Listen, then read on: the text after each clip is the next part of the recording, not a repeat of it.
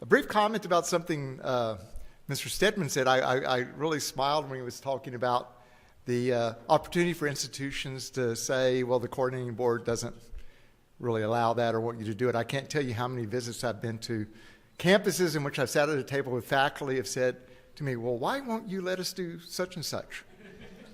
And frequently we have no rules about that whatsoever. But that's okay. At any rate, I'm going to start out by talking about 60 by 30. Okay, so what I have here is a chart that has the 4 goals of closing the gaps. Imagine 60 by 30 TX. Thank you, there it is. It's a student-centered plan. And one thing I've been very proud of at the coordinating board over the years, and when the Commissioner Paredes came, he emphasized this even greater, is this is all about the students. There's really no reason for any of us to be doing what we're doing if it's not for the purpose of helping our students, helping them achieve their goals, their dreams. And this plan is even more centered on the student than Closing the Gaps was. So I think it's important to point that out. Now, Mr. Stedman mentioned that we worked on this for 18 months, that we had people from business, industry, former Commissioner of Education for public schools. But we also had people from all over the country come testify. We had one person testify by Skype from Europe who's familiar with their educational programs. We sent out 10,000 copies of the plan for comment.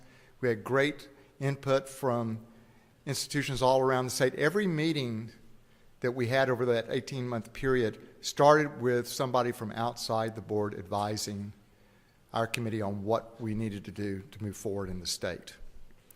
So that was critical, and it's important to know that while our role is to coordinate higher education, it isn't just to sit in closed rooms and think we know best. We always reach out, we always listen. Sometimes it takes us a while to hear, but we do hear. But it's the one thing we've learned over time is that everybody in this room does share that value of the student is what's most important, and the value of education and shaping everyone's future. So I appreciate you being here and contributing to that. Now,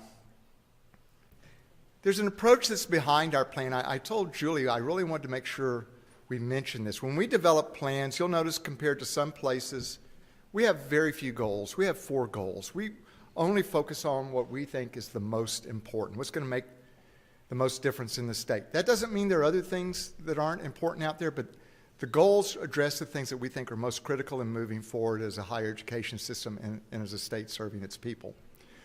But to do this, we know that we need measurable goals. How do you really know you're moving forward? We need to pay attention. And later, Julie's going to tell you about our accountability system and all the things we do to measure data. We have the most complete data system in the country. Every semester, we get records on just about 1.6 million students, student records. For the last 5 or 6 years, we've actually had grades for each of their courses. We can find things out that other states can't find in terms of the efficiency of our system, and we try to know more every day. And we're going to try to get more about that out to you over time. But it's important as you listen to Julie later, these are tools for you to use, for you to think locally about what can work. We also, you may not know, for 20 years we've been connecting to wage record data. So with the Workforce Commission, we are able to say, are people employed or not if they're in Texas, and how much are they earning, and what basic industry group are they working in. We can't say if they're actually using that accounting degree at Grumman, but we know they're at Grumman. But fundamental to all this, too, is the plan is developed in such a way where we develop broad strategies for accomplishing the goals, but we know that we're a large state. We're geographically large. We're diverse in terms of its population. We know that every region is not identical. We know that there are things that can be accomplished in achieving the plan in one region that may not work in another. So our plan was deliberately developed, not telling everybody how to do everything, but broad direction and some suggestions for some things that work on a statewide level. But we depend on local understanding and local creativity to move forward. And I think that helped us dramatically with Closing the Gaps, and I can already see it happening here. And you'll learn about how we're developing goals and targets by regions now, which we hadn't done before, to further emphasize that. but it's also designed to be dynamic. We talk about this plan at every quarterly board meeting. And those of you that remember Closing the Gaps, if you were around at the time, know that after 4 or 5 years, we modified some goals and targets because we could tell they weren't in sync with what was happening in the population. We actually increased our goal for enrollments by quite a lot because we saw our state was growing faster than we thought. And in fact, I hope you'll listen in at our January board meeting because our major policy issue, we're going to hear the latest population forecast for the state of Texas. And you'll also hear enrollment forecasts that Julie's group has put together. And we're going to be looking at those to see if there's some first notices of maybe we need to modify, and usually when we say modify, make the goal or target even more challenging given where we are at the time. So I hope you'll pay attention to that, but I also know it's important for you to tell us when you think we're missing something where we're moving forward, that you've got a suggestion for making something work, because our board is very attentive to that. We need to have your ideas. We need to have your creativity. So let me talk about the plan specifically. I don't know which, I think that's what I learned in kindergarten, not in college. So here are our 4 goals. Now, the first goal is really, we talk about it as an overarching goal. This is our 60 by 30 goal, meaning that in 2030, 60% of our population needs to have either a certificate, an associate, a bachelor's or master's degree. 60% of our population. Now, we will not produce all of those graduates. Some of them will move into the state. Some will be produced here. Some may even come from other countries. But that's what our population will need to look at. But part of this is, and this goal is so critical because we can't achieve this unless higher education, all sectors, the public schools, the private schools, business works together. Because to achieve this, we actually need the jobs for these people to be in the state. We need for our graduates to have good jobs here. So part of this is working to have an environment, which we've been fortunate to have in Texas for a long time, where people want to come to Texas, bring their companies to Texas, but they need the educated population for that to happen. Now, we have a long way to go. We've just increased to 40%. 40, 41? 42% now. We were several points lower when this plan was adapted. 2 years ago, we had 55,000 people move into Texas who had these credentials. But we need to work together to make this happen, and we can't forget that. Now, the second goal is completion. We're talking about graduates. We need people to actually graduate once they enter college. Now, inferred from this, you need people to enroll to begin with, but we don't want to just enroll students. We want them to finish. We want them to have the credentials they need to be successful and get the jobs they want and have that future that they deserve.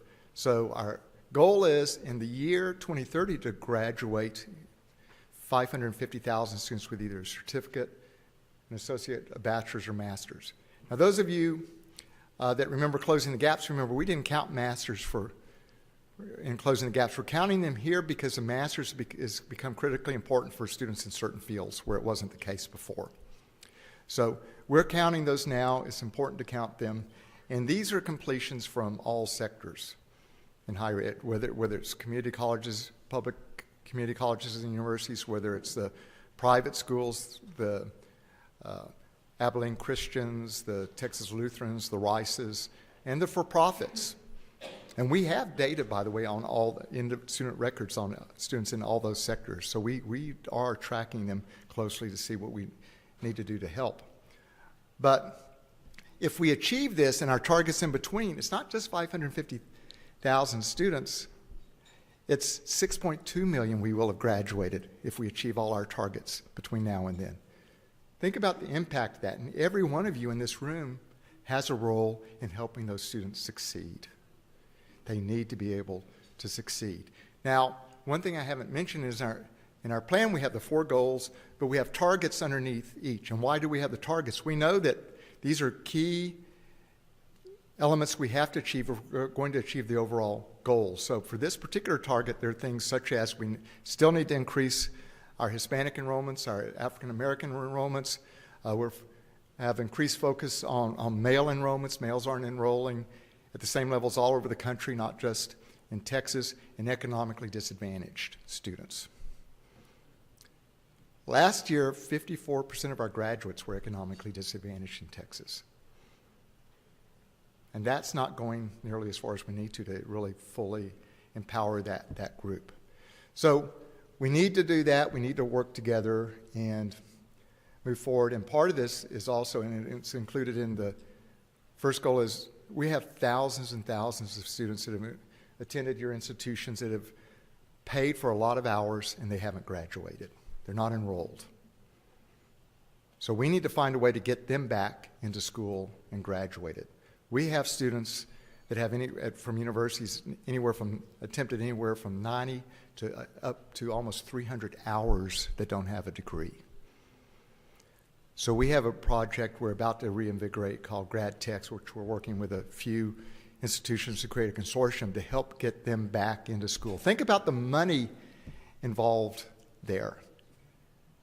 Not just state money that could have been used for other students, but the debt those students accrued. We need to help those students get back, and we're going to find a way to do it. Some schools have already managed to accomplish part of that. Marketable skills. Well, we believe all our students have marketable skills. They may not know what they are, but we need to make a more deliberate effort in identifying those for the students. 90+% of students, based on national surveys who go to college, do so expecting a better job.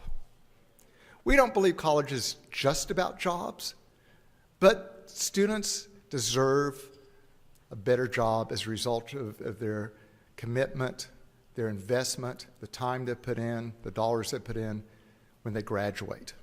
And part of that is making sure that every program in the state going forward has identifiable marketable skills built into the program. Every program. So from now on, you should know that when your new programs come to us, you're going to have to be reporting what the marketable skills are to us. And existing programs have to identify those and provide those to us. Now, our student service officers have pointed out, rightfully, and I'm glad they did, the students who have the opportunity to actually participate in campus clubs and activities develop skills there as well. So we're making sure that they understand that if they're the treasurer for a club, that's a skill that's useful. I mentioned to some people, I had a daughter that when she was in med school worked with a student organization, and she actually reported employment records to the state, the federal government, and wrote checks for those people.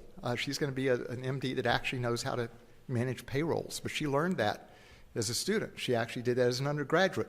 We have many students who do that all around the state and other activities, but they don't understand that that's something they need to put down and identify for that company. Here's something I've learned. Here's how I've learned to work with these skills I've learned. Help them know that if they're working at Target and they're a marketing major, that they probably can learn something by what Target is promoting and what people are buying and connect it to their classes. But working with the Texas Workforce Commission, we've developed a career choices handbook that's going to be available to all your students soon, and we're encouraging they get it when they start school, not when they're about to graduate, where they can actually record where they're developing skills and give them ideas about how they might develop them. But we need to work harder on this because at some level, industry needs them, but students need to know how to identify themselves in industry in a way when they want something to say, here are the skills specifically I have, and not just throw a bucket full of everything they could do. Can they focus these in a way that will help them stand out? The fourth goal is student debt. We hear a lot about debt, and we have to be concerned about it. Our goal is that students' debt, those that have it, be no more than 60% of their first year salary. No more than 60%. And that wasn't arbitrary. I can tell you, Woody Hunt was chair of this committee. Some of you all know Woody Hunt, businessman from El Paso. We couldn't just come up with numbers out of the blue. The staff had to show how that number would lead to students being likely to pay off their student debt in a reasonable period of time if they wanted to buy a home to save up the money for a down payment. So there's actually a lot of work that went into identifying that number. Now, despite what you might read, when this plan was developed, only 50% of our students had debt. I say only because you'd think every student who graduated had debt. It's dropped to 49%, I think, now. In the last record, the average debt is $31,000. You hear about much higher levels, and you'll find people with higher levels. We have a nice graph in the Almanac that you might want to look at to show the distribution of debt for students. The debt for community colleges is quite a bit lower than that, and it's a little bit higher than that at universities. But one of the things we are concerned about is we want students to be able to choose the field that's right for them and not be driven just by their debt. So, for example, we never have enough math teachers. If a student really would like to be a math teacher, we'd like for them to be able to afford to do it, because we don't value teachers enough to provide them more competitive salaries. They can earn much more in business with that math degree, but if they really want to be a math teacher, we'd like for them, because of the debt level or the minimal debt, to be able to help teach our other students math, or if they want to be a social worker, or a whole range of fields which some students don't go into, even though that would be their first preference, simply because they can't afford to. So that's critical. Now, what can you guys do? What's one of the main things you can do to help keep that debt down? Be sure students know what they need to take and don't need to take, and help keep them on track. And when they're ready to graduate, tell them, congratulations, you're a graduate. Don't let them just keep taking courses. That happens at some places. When I first came to the board, we had a temp who had 99 hours from a community college with a 4.0. She wanted to go to medical school, and nobody had told her she was past time for transferring. I can tell you that that's not happening at that community college anymore, I'm glad to say, but there are many students who are allowed to keep enrolling, and we have some schools I know here that have gone out of their way to make sure. San Jack, I see over here, has done a good job of alerting students. I know UT Austin has increased their 4-year graduation rate a lot with their group of students who you think know more about higher ed than a lot of students. It's time for you to graduate. We need to know more about this, and you'll have a session later that's going to talk about that. But you need to make sure that they're not taking it. Statewide, the average for a baccalaureate graduate they've been attempted 140 semester credit hours on average, which all of you know that means some people many more. Now, attempted means they may not have finished the class, but they paid for it, and the state paid for it. Last year, Julie's group ran one cohort for us, and it dropped to 139 hours. That 1 hour reduction meant the state had spent $18 million less on that group of graduates. You need more money. That money should be able to be used for students who are there, and they need support systems. And so think about it. If you multiply that, the average, most programs at the baccalaureate level need 120 hours. That's a lot more hours the state's paying for, the student's paying for. You can help with that in your roles on your regents and trustees, and work together with your staff to make that happen. I can tell you across the state people are becoming more alert to that, but it's important. So I'm going to conclude with that. And I told staff I was going to alert you that I'm going to put my 3-hour version of this on audio tape for any of you who would like a sleep aid going forward. But I hope you'll listen carefully to Julie, because these tools have been put together because all our measures are based on data you give to us on basic definitions, so it's very easy for you to compare what's happening at your school with another school and know that it was calculated the same way. You can disagree with what it means, but we have that ability, and I can tell you too, if there are things that you think we should systematically be calculating and measuring as a state, let us know. Because if we can, we'll start calculating it for you. Thank you. Julie?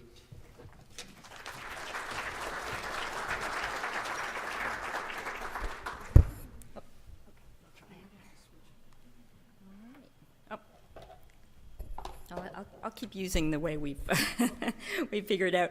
Well, thank you all very much. I'm really happy to be here. I knew I'd made it in this field when a couple of years ago I was at a meeting, I think it was TACRO, and someone I didn't know saw me from across the room and said, "The data queen is here." And I was excited about that, but honestly, I'd rather that you think of me as a data tour guide. I'm going to walk you through some really valuable resources that we have available at the coordinating board for all of you. And if you spend some time with these resources, you too can be data royalty moving forward.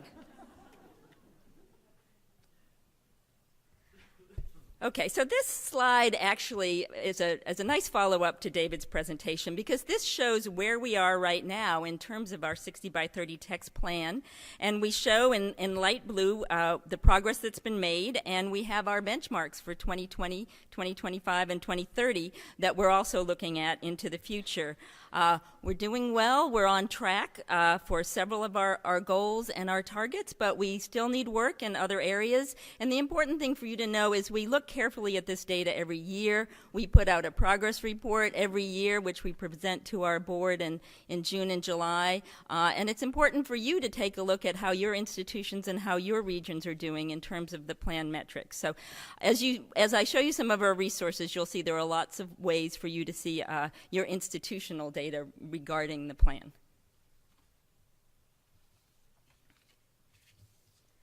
So as David said, we're very fortunate to have a robust data system in Texas, and we are the envy of many other states. And we collect in one place data from all sectors, and that's actually pretty rare. And while gathering these data is obviously very important for tracking the plan, it's not enough to just gather the data. It's also really important that we widely share these data to inform institutional and state-level policy and practice improvements. For the Division of Strategic Planning and Funding, the strategic use of data to support the plan is, of course, a top priority. Specifically, in addition to analyzing plan-related data, we're packaging the data in user-friendly forms on the 60by30text.com website, in our revised accountability system, and in our ever-popular almanac. And I know the commissioner's not here, but he would want me to show you this. I hope everyone has received a copy or will be able to get one today. We also support the Data Fellows program, and I'll be talking a little bit about that as well.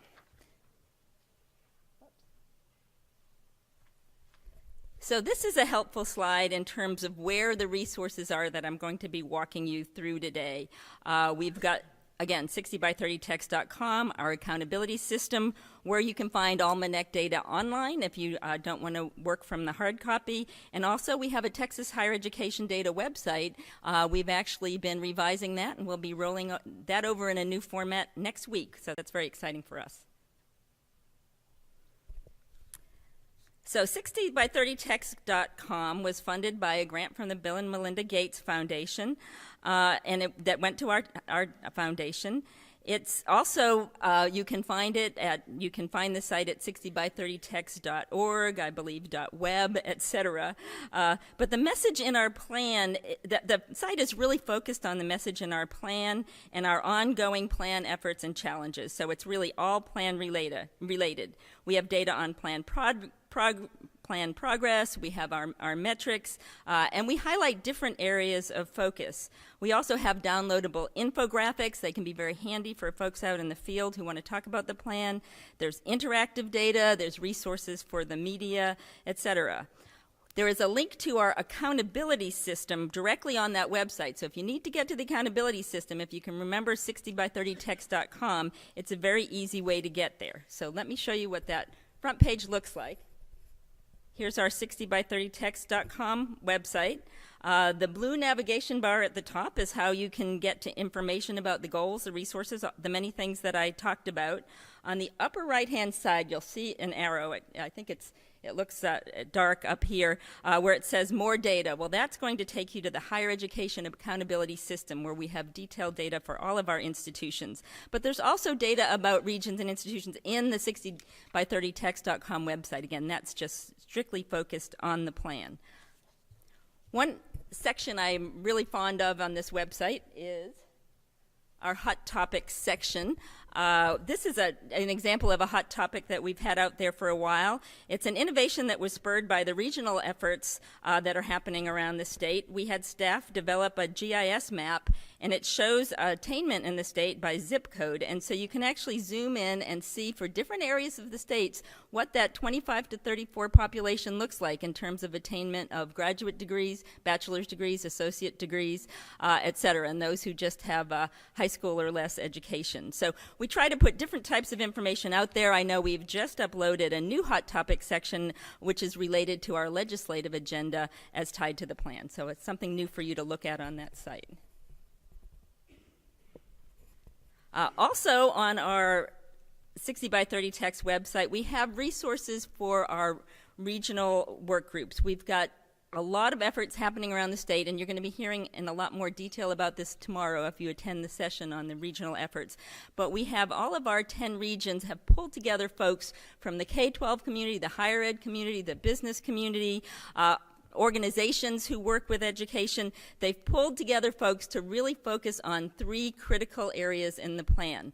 They're looking at the 60 by 30 educated population goal, they're looking at the completion goal, and they're looking at our high school to college target. And that high school to college target is one area where we are not doing as well as we need to be, where we're behind, and that's the percentage of students who go directly from high school into college. So we're bringing together folks from these different groups. They've been meeting, they've been pulled together, they've been meeting now for several months. They've given us targets for where their institutions need to be on the plan, but most importantly, they're working on developing powerful initiatives in each of those regions for how they can reach these plan goals and the target that I just mentioned. And this ties back to what David was talking about in terms of local regional efforts really need to be made by folks who understand what's happening in the region, who understand that local context, that local environment.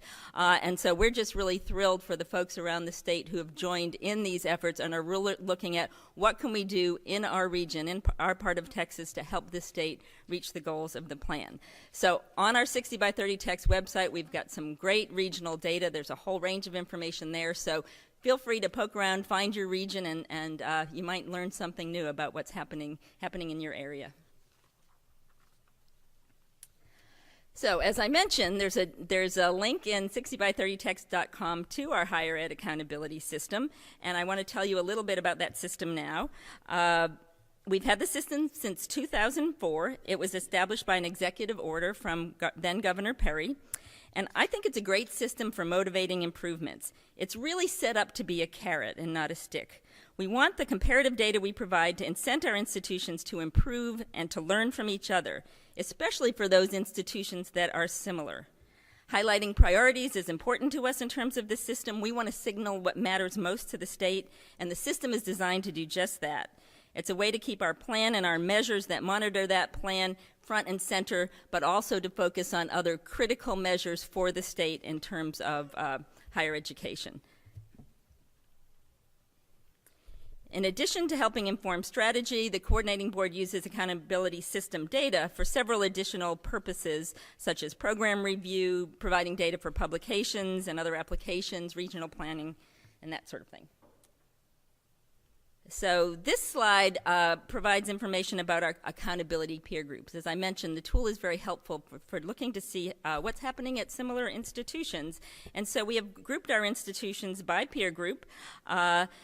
This allows these institutions to work together. It also allows folks to gather data and look at data for comparable institutions. So you could pull data for your institution and compare it to aggregated data for all of the other institutions in your peer group and see how are we doing compared to a similar group. For the community colleges, it's just based on size, but for the universities, there are several factors. Just checking the time here. So the peer groups were actually very involved with helping us as we work to bring to the board new metrics for the accountability system that would tie into the plan. The groups also focus on other collaborative work. The last time the accountability peer group representatives came to Austin, and they generally come once a year, sometimes twice a year, the last time they came, we had them working on these regional efforts that are happening around the state, and it was very useful to have them be part of the conversation because obviously they have a very strong understanding of the data that we have available. We also redesigned our accountability system website when we had the new plan come in, so the redesign has been in for a couple of years now. I think it's pretty easy to use. It is device friendly, so you can pull it up on your iPad or on your phone if you're in a meeting and need to see something. And let me go back. And I wanted to just briefly give you a little idea of how the system works. So this is the front page of the system. You'll see that we have it organized by our plan goals, and then we have another category for sector-specific or other. And for example, might be where you find some of the HRI measures related to patient care. So it's all right there on the left-hand side. You just have to select a sector or select statewide if you want to see statewide data. Once you select that, you're going to select a goal, and then you'll get a screen to drop down and select either your institution, all the institutions in that sector, and you can really dive into the data at that level of detail. This is a sample screen that shows one of the measures, and you'll see there's some little blue bars across the bottom. This new system is designed so that you can filter information. So this is degrees and certificates awarded. If you wanted to see for your institution, well, how many Hispanic male students completed last year, and how does that compare to the 2 years before? You can actually go in and use these filter buttons and look at different groups, different categories, and see how they're performing without having to wrestle with some complicated spreadsheets. So again, we've tried to take the most important information and make it very easy for you to use and interact with. The other thing that's, I think, very special about our system, but it also meant that we couldn't pick a program off the shelf in terms of when we were redesigning it. What's very special is institutions can come into the system and add information. Now, that's not information in terms of data. Most of the data in the system, of course, comes from our data collection through our Education Data Center. But they can come in and add contextual comments to any measure. So if an institution has something that they want to say about the data that you're looking at, they're able to, again, go in, add those contextual comments to add some insight about what's being seen. Now, this is a good example here, and it has to do with enrollments, and it says Lone Star College Kingwood was impacted by Hurricane Harvey in 2017. As a result, the campus experienced a decrease in headcount. Well, if you can see the data, yes, it was a decrease by 95%. And I'm sure the institution appreciates the fact to be able to let people know that if they're in this system so they can understand, hey, that's why this data looks different. Now I know what was going on at that institution. So as you look through the system, often institutions haven't added comments, but frequently you will see them. And sometimes you'll even see comments where an institution will compare themselves to their peer group and say, hey, wait, we're doing better than all the other institutions in our peer group on this metric. We're going to point that out to folks looking at the system. So I think it's very helpful to have that. I also want to mention that we have key measures in the system. There's just a few for each of our goals and categories. Those are the ones you find right away. The data pops up. We also have some contextual measures that just provide some additional information. Now, in terms of those of you who are new trustees and new regents, we've actually made it possible now to go into the system and print out a report that has all the accountability measures for your institutions in one place. And there's two ways to do it. There's a lot of crisscross here, but it's actually pretty straightforward. Once you're in a measure looking for your institution, you can select where it says Create Complete Report PDF. And then when you go ahead and select that, on the bottom left where you see that bottom arrow, the report will pop up. So if you want to print out a report for your whole institution, you can go ahead and do that very easily. And the other way to do that, we put in two ways, is if you go into the interactive system and accountability, at the bottom it says accountability reports. And you can go ahead and select the year, the institution type, and it'll give you a report for all of the measures for your institution. So you can see how you're doing. We also have some predefined reports that have some great comparative data. So if you wanted to look at graduation rates and you didn't want to open every institution, you can go into those predefined reports. And we keep adding things there as institutions ask for different types of things. We try to put up what people are interested in. So we've got those, and we also have a way to download a large amount of what I might refer to as raw data. It's FERPA protected, but it's detailed data about what's happening in institutions. That's the type of data our IR staff love, and they love taking that and creating graphs and charts, all sorts of things for you. So I think you'll frequently see data where the source is the coordinating board, but it's very specific to your institution.